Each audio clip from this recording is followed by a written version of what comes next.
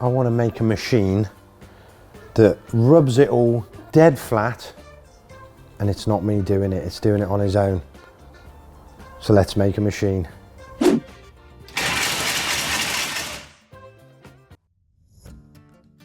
Welcome back everybody to another brand new video. So if you remember a few months ago, I bought a Lotus Elise off my mate John.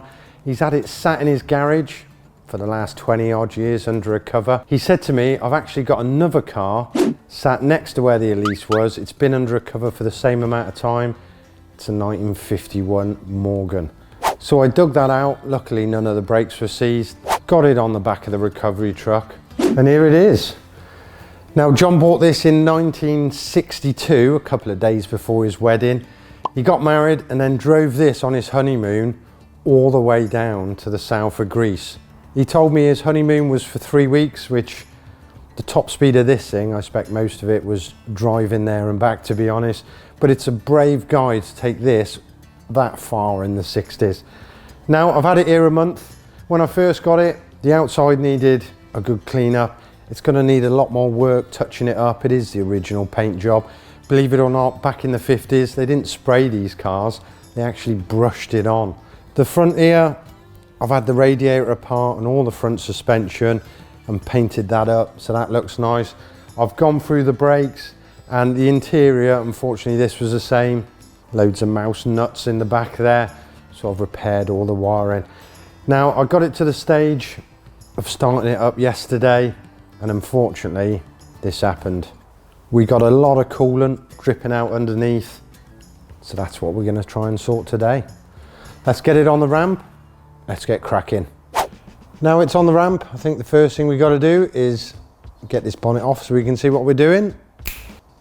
And then the second thing we got to do before we start ripping this engine apart, let's get in it and let's check the engine ECU.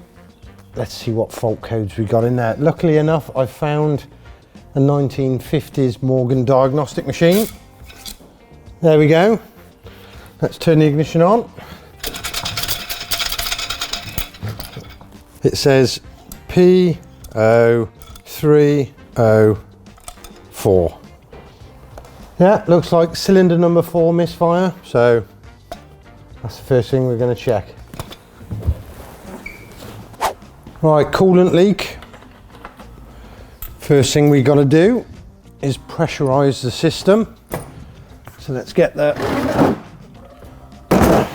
pressure thingy bim bob out, and I think we're not going to have a cap that fits, so let's use this big bung and give that a go.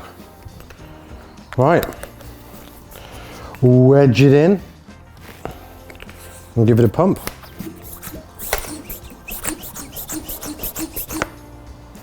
That's not even holding pressure, so we got a massive leak somewhere. The old torch. Yeah, look. All the way across that head gasket at the back there. That's hammering out. So our funky diagnostic was right, cylinder 4. We're going to need a new head gasket.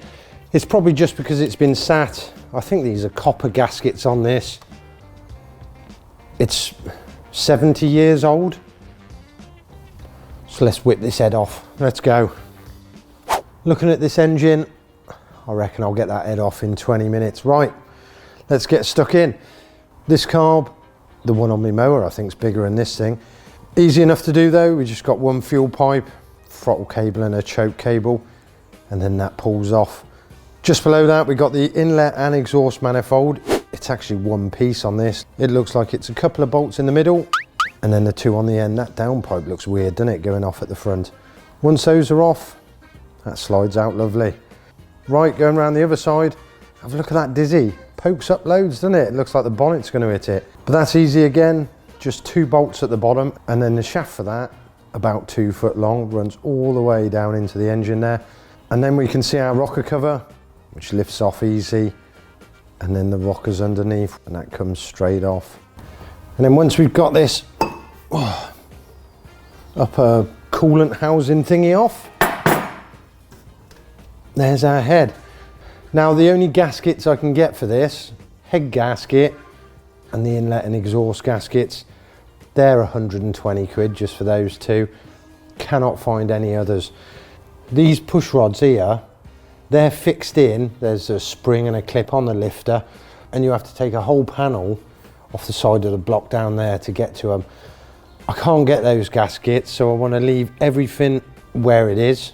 I want to unbolt this head now and then try giving it a gentle wiggle off, lifting it up.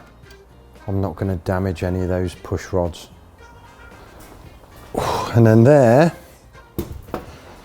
is one cylinder head. Let's tip it back so you can see it better. It's got the biggest combustion chambers known to man. No wonder the top speed of this car is about 35 miles an hour. Nah, it's probably more than that. Right, let's get this head gasket off. Ooh. Yeah, I was right.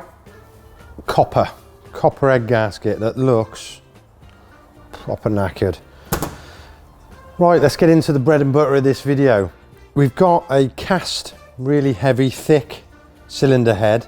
Now the surface here, we've got to clean that up, and usually you get a piece of emery, you know, rub it all over. Takes a bit of time, but do you know it's dead flat? You know, you could be rubbing here a bit more, and then by the time you get to the end you can't be bothered to do any more. You do it less. I want to make a machine that rubs it all dead flat, and it's not me doing it, it's doing it on its own. So let's make a machine. Right, let me take you through the thought process with a F, thought process for this machine. I've got this big flat piece of scrap metal. You have to excuse the funny shape there we got in the top. I have absolutely no idea what could have made that shape. And with this metal, I was going to stick some emery paper to it and then make a machine that goes flat on the head, and it kind of does this business. But the problem is, over a long distance, this piece of metal, you can see there, is real flexible. So the next thing is, right, what is dead flat and not flexible, quite strong? So I managed to find a piece of glass that I had lying up at the house that I weren't using, and here it is. So that is not flexible and it's dead flat. So the next problem, let me move these out of the way and set the head up. Right, that's the head on our universal headstands.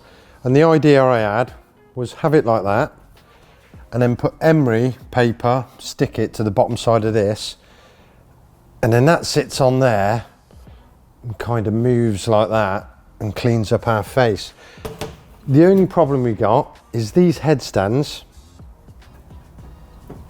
they're not very sturdy. It's going to rock about, and when you turn it sideways, that head is on a slope downwards, which is no good. Now I can make a headstand to get this dead level, but it's going to take a lot of time, and plus if we do another head in the future, it's going to be different, so I'm going to have to make another headstand. So then the thought is,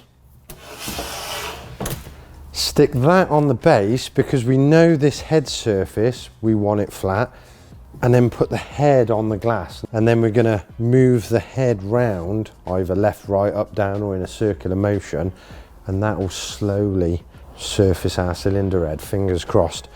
So the first thing we've got to do, let's make a metal frame around this glass, and then I'm going to come up off that metal frame to a platform where we're going to fit this.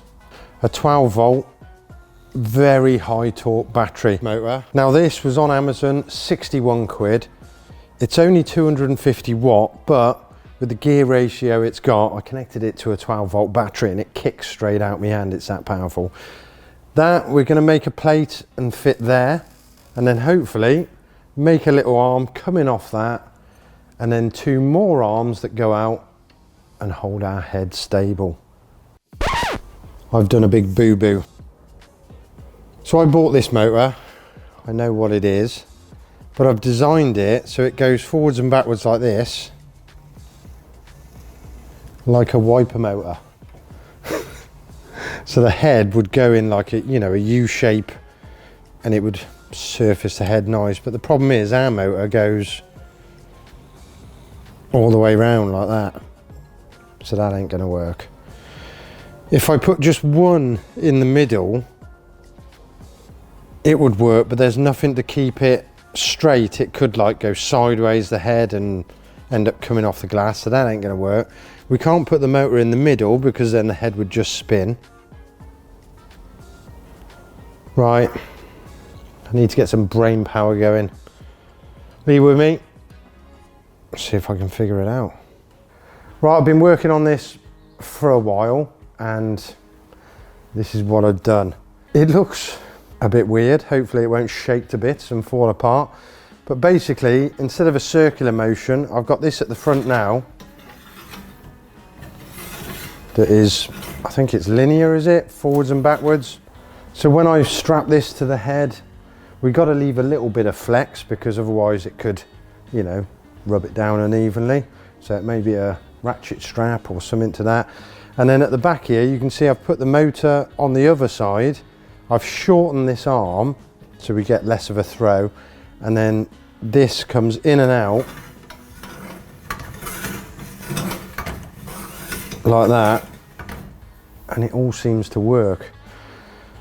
I'm gonna have to put a lot of grease on it because it's a lot of metal on metal parts, but fingers crossed it might actually do the job. Right, I'm gonna paint this all now, get it looking spangly and wire up the electrics.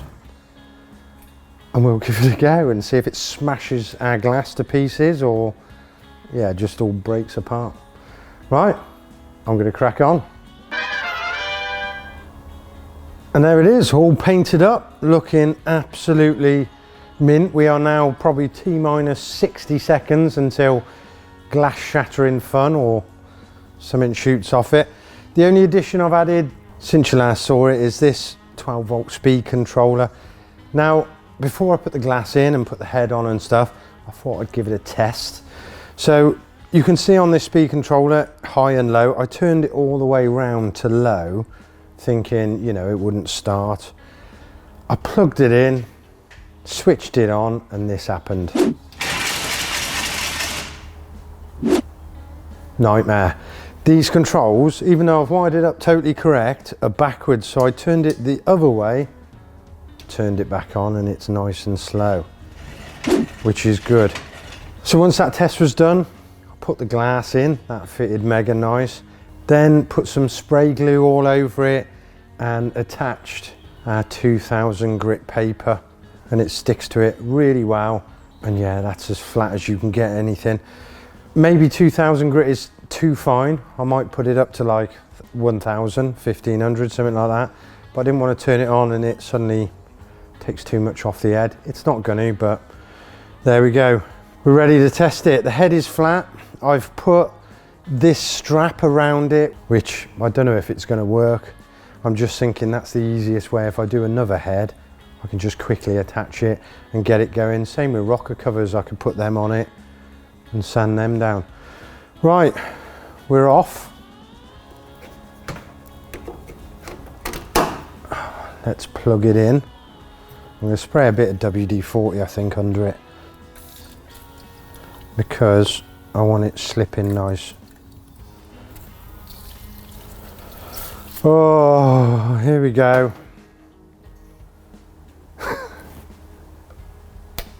Right, that's on.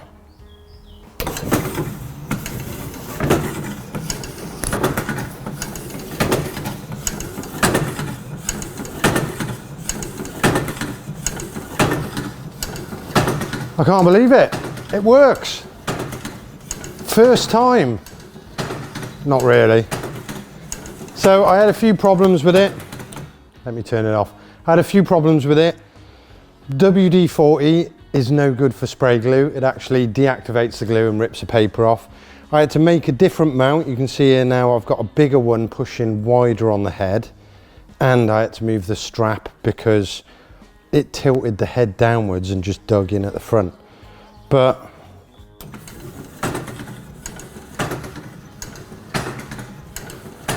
that's pretty cool. I think this motor needs It is noisy. I think this motor needs strengthening up a bit because that is wobbling all over the place, but let's leave this going for, what, 20 minutes and have a look at the head. Before I put the head on, I did hold it up to the camera. So yeah, we should see a difference. Awesome. A lazy man's head resurfacer.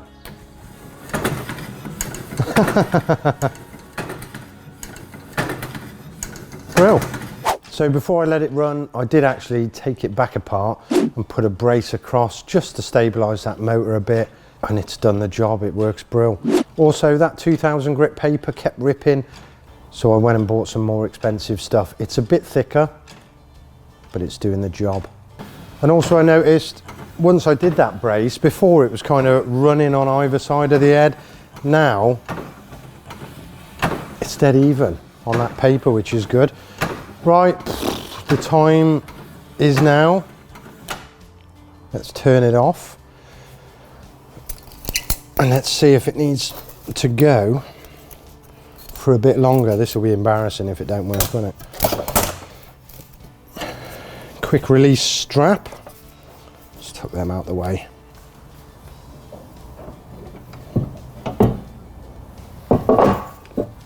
Oh, there's glass in it. I'll tell you what. Let's see if I can focus this in. Look at that. That's mint. That's done a hell of a job. Let me get me wood. Yeah, that looks real good. I'm shocked that it actually works. You can see these swirly lines in it. It must have had a skim in the past.